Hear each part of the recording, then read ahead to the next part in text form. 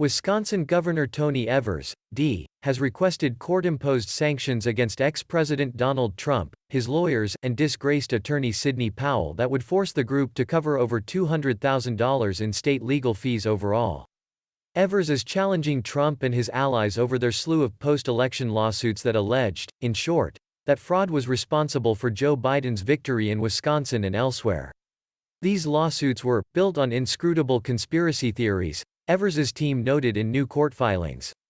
Evers wants over $106,000 in sanctions against Powell and some $144,000 in sanctions against Trump and his legal team, which included Powell for a short while.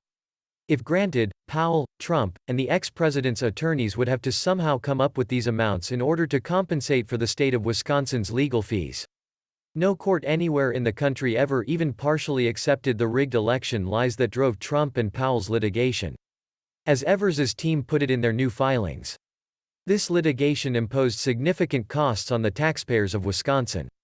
Those costs were needless, because Trump's suit never had any merit.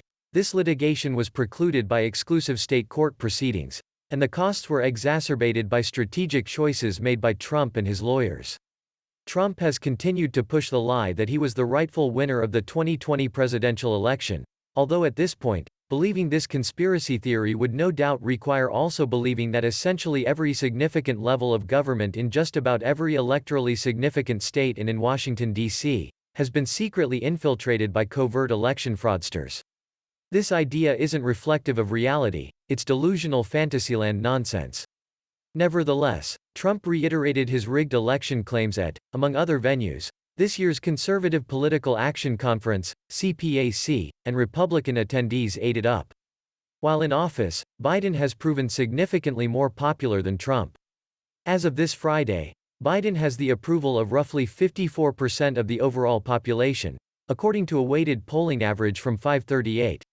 Trump left office with the approval of less than 40% of Americans, according to the same source.